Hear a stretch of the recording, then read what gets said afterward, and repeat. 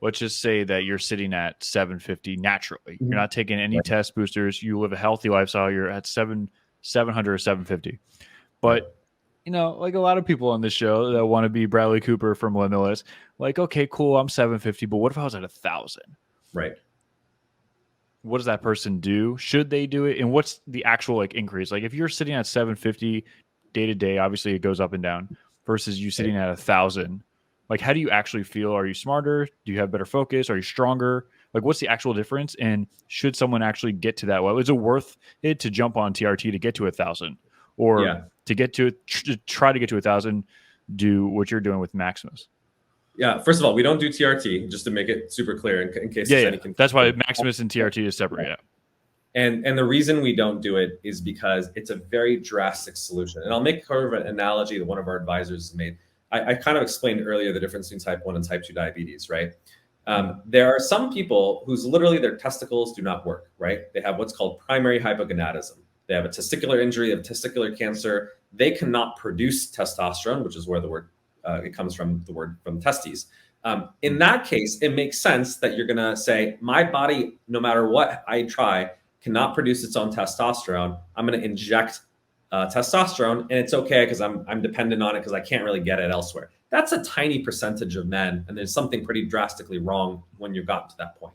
For most men, they have what's called secondary hypogonadism, which is a lot more like type 2 diabetes, which is they're able to produce their own testosterone, but there's something that's messing with it. It's their obesity, the extra aromatase enzyme in their body fat, all these endocrine disrupting chemicals, a lack of sleep, an excess of stress. All these things are basically interfering with the mind-body connection in which their pituitary and hypothalamus should be producing hormones, luteinizing hormone, follicle stimulating hormone, that go to the testes and say, hey, produce more testosterone, right? So logically, the natural way of doing that would be to improve the mind-body connection and get your mind to produce more of the precursor hormones to stimulate your own sort of natural production. But TRT doesn't do that. What it does is when you inject it externally, the body's intelligent and it says, oh, I'm getting enough testosterone. I don't need to produce anymore. So your testicles literally shut down, they shrink, and you become infertile. And if you don't believe me, there's literally Google, there's a scientific paper that says testosterone is a male contraceptive.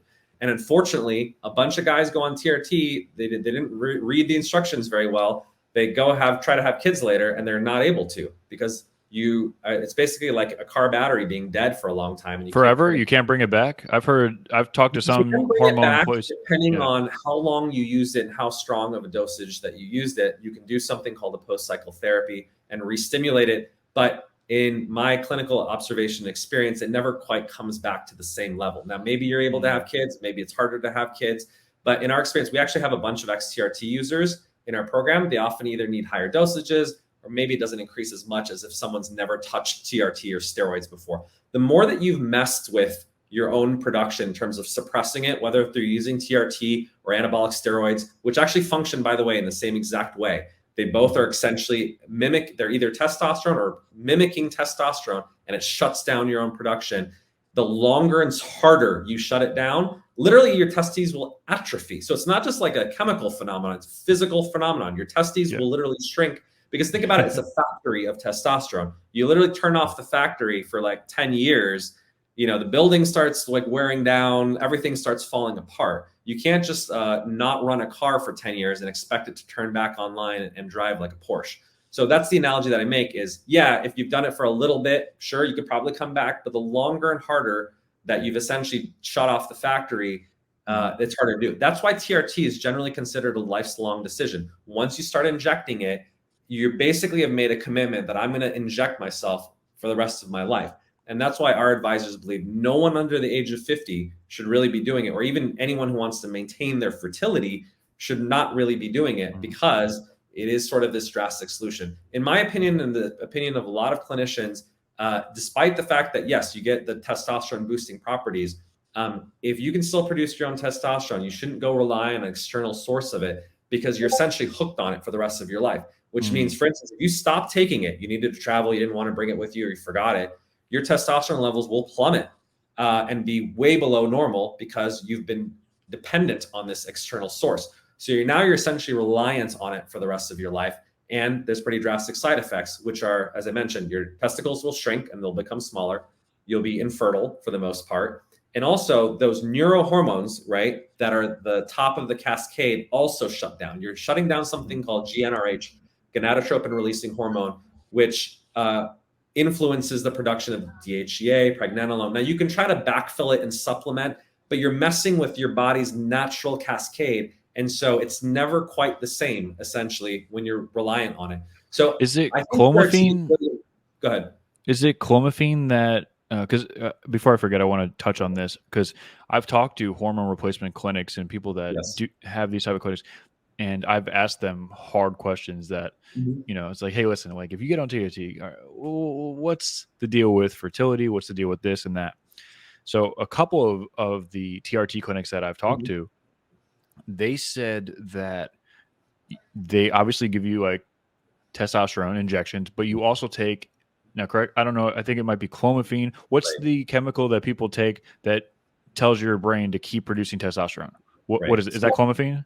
It's clomiphene, or the brand name is Clomid. Okay, so Clomid, right? So what a lot of these clinics are doing is you're taking exogenous TRT, but they're also doing Clomid or clomiphene, whatever. So their analogy is, yes, you are getting exogenous testosterone, but you're also not shutting off your own body just in case you run out or you can't afford it anymore or you go to France, whatever. What's your take on that, you know, theory or mechanism of action? Yeah, it's a good question. It's much more common to see TRT prescribed with something called HCG. HCG basically mimics LH, one of the precursor hormones that I mentioned that stimulates testosterone. Unfortunately, LH is now considered a biologic by the FDA and it's no longer able to be compounded. So most of these TRT clinics are not able to use HCG anymore. It's very rare what you're talking about in terms of prescribing TRT and Clomid together.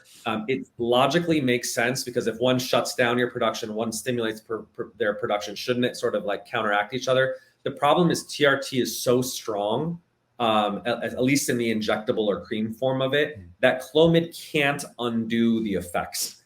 So the clinics that are telling you that are probably misinformed, unless you're taking very low dosages of TRT, which that's not generally what they're doing.